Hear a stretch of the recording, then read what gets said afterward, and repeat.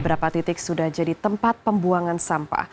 Jauh sebelum masuk ke kawasan TPA Tele, bau busuk sudah mulai tercium. Untuk kata penuh ya udah penuh. Belum teratasi masalah sampah domestik, kini bahaya sampah plastik global mengancam. Sudah terbukti ada di dalam perut satwa di laut.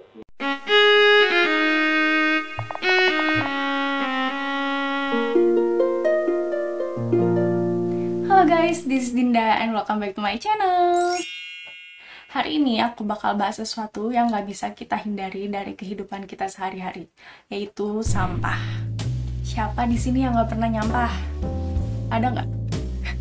Setiap kita melakukan kegiatan, seringkali pasti nimbulin sampah, entah itu sampah organik maupun sampah anorganik. Dari tadi kita ngomongin tentang sampah, sebenarnya apa sih sampah itu sendiri? Nah, di sini menurut Undang-Undang Nomor 18 Tahun 2008 tentang pengelolaan sampah disebutkan bahwa sampah yaitu sisa kegiatan sehari-hari manusia atau proses alam yang berbentuk padat atau semi padat berupa zat organik atau anorganik bersifat dapat terurai atau tidak dapat terurai yang dianggap sudah tidak berguna lagi dan dibuang ke lingkungan. Jadi, kata kuncinya di sini adalah sudah tidak berguna lagi dan bentuknya itu padat atau semi padat. Jadi, kalau misalnya udah cair, itu namanya bukan sampah lagi, tapi limbah cair. Nah, secara umum atau seminimal mungkin sampah itu dibagi menjadi 3 kategori, yaitu sampah organik, anorganik, dan B3. Sampah organik sendiri merupakan sampah yang mudah diuraikan oleh lingkungan karena berasal dari sisa-sisa makhluk hidup. Contohnya itu kulit pisang, kulit kacang yang dilupain sama kacangnya, daun-daunan, bangkai, dan masih banyak contoh lainnya. Lalu yang kedua itu sampah anorganik. Sampah anorganik ini merupakan sampah yang sulit diuraikan hingga membutuhkan waktu ratusan tahun atau bahkan nggak bisa diuraikan sama sekali. Contohnya itu sampah plastik, sampah botol plastik, styrofoam, karet, dan lain sebagainya. Yang terakhir adalah sampah B3, singkatan dari bahan beracun dan berbahaya. Limbah B3 ini merupakan limbah kimia yang dapat menimbulkan cedera atau bahkan kematian. Contohnya itu ada baterai bekas, botol bekas obat semprot, barang-barang elektronik yang sudah tidak terpakai itu juga termasuk, terus jarum suntik, bekas silet, dan lain-lain sebagainya. Nah, di sini menurut The World Bank, dunia itu menimbulkan 2,01 miliar ton limbah padat perkotaan setiap tahunnya. Dan diperkirakan timbulan sampah ini dapat terus meningkat hingga 3,4 miliar ton pada tahun 2050. Itu per tahunnya guys. Banyak banget nggak sih?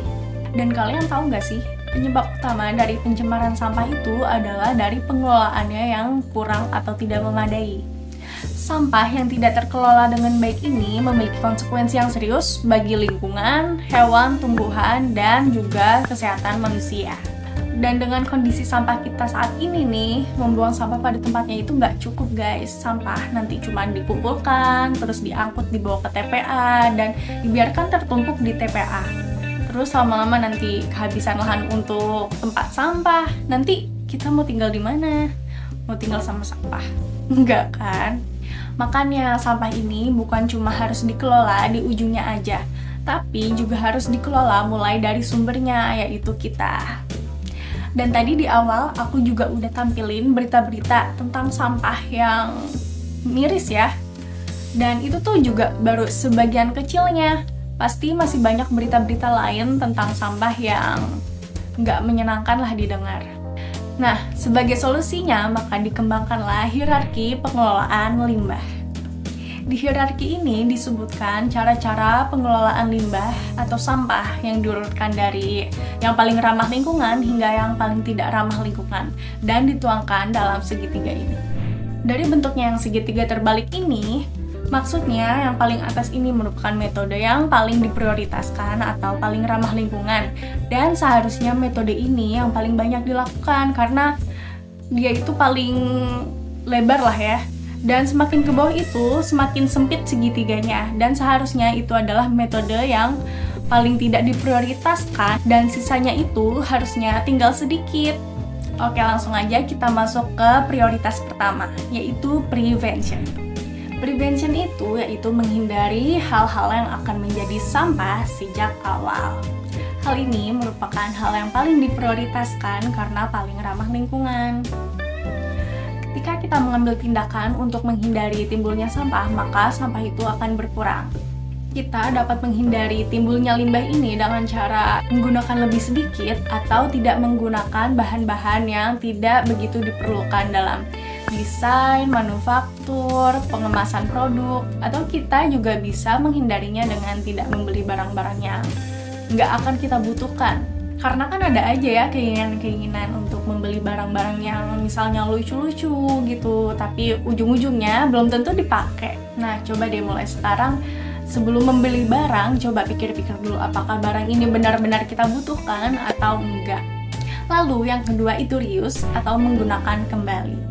Ketika prevention tidak dapat dilakukan, maka pilihan kedua terbaiknya adalah reuse. Contohnya itu mungkin dari beberapa kalian udah banyak yang ngelakuinnya. Misalnya yaitu membawa tumbler, jadi nggak perlu membeli minuman kemasan lagi. Terus pas belanja juga membawa tas sendiri, biar nggak perlu kantong plastik lagi. Tapi yang perlu diingat, kalau kalian udah punya tas belanja nih dan masih bisa dipakai, kalian ya udah pakai tas itu lagi karena kan reuse ya. Atau jangan kalian sengaja nggak bawa karena mikirnya di sana pasti ada yang jual kantong nih. Mikirnya sih yang penting bukan kantong plastik dan kantong ini lebih ramah lingkungan, tapi sama aja bohong guys kalau kayak gitu. Namanya bukan reuse dong, beli yang baru, yang lama dibuang. Lalu kita lanjut yang ketiga yaitu recycling atau daur ulang. Daur ulang ini pada dasarnya adalah mengubah limbah kita menjadi barang baru atau produk baru lagi. Dan sebagian besar barang kita ini sebenarnya udah bisa didaur ulang loh guys. Contohnya itu kertas, kardus, kaca, dan sebagian besar plastik. Daur ulang ini juga yang mendasari pentingnya pemilahan sampah. Contohnya itu misalnya sampah kertas. Kalau sampah kertas ini digabung sama sampah-sampah yang basah, sampah-sampah organik, itu nanti kertas itu bakal hancur dan kualitasnya berkurang untuk didaur ulang, atau mungkin jadinya nggak bisa didaur ulang. Tapi kalau sampah kertas ini dipisah dari sampah-sampah lainnya, sampah kertas ini bakal lebih terjaga kualitasnya dan dapat didaur ulang. Nah, kalau bukan kita yang ngedaur ulang, seenggaknya kalau kita pilah sampah ini bisa didaur ulang oleh pihak lain. Nah, gimana nih kalau misalnya kita udah milah sampah, tapi ujung-ujungnya sampah ini diangkutnya digabungin lagi. Sama kayak di tempat aku juga, sampahnya pengangkutannya itu masih dicampur sama sampah lainnya. Tapi kalau kata dosen aku, kalau kita udah milah sampah, terus nanti sampahnya itu diangkut, dibawa ke TPA, seenggaknya kita udah ngebantu pemulung-pemulung yang ada di TPA untuk mereka milah-milah sampah. Atau kalian juga bisa langsung ngasih sampah-sampah kalian yang bisa didaur ulang ke pihak ketiga yang menerima atau dapat mendaur ulang sampah kalian. Selanjutnya itu yaitu recovery. Untuk sampah yang tidak bisa didaur ulang, maka prioritas selanjutnya adalah recovery atau pemulihan. Contoh pemulihan ini adalah waste to energy. Waste to energy sendiri merupakan pembakaran sampah yang sudah tidak dapat didaur ulang lagi agar dapat menimbulkan energi listrik. Metode ini juga sebenarnya bisa mengurangi ketergantungan kita terhadap energi fosil. Selain itu, contoh lain dari pemulihan adalah pengomposan.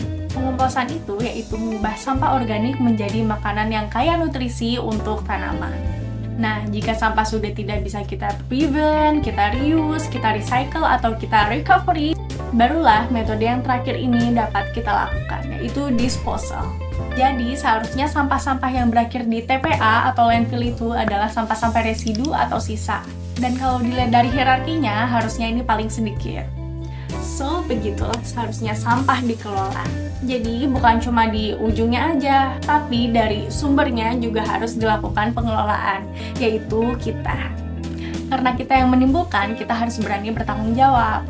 Aku sendiri masih belajar untuk ngaplikasiin hierarki ini di kehidupan aku sehari-hari. Ya, walaupun belum konsisten, seenggaknya mencobalah ya. Kalian sendiri gimana? Mau coba ngaplikasiin hierarki ini nggak? Atau malah kalian udah ngaplikasiin hierarki ini? Mungkin nggak sih hierarki ini dilakuin di kehidupan sehari-hari kalian?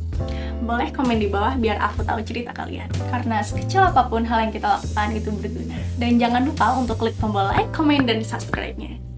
See you on the next video, bye!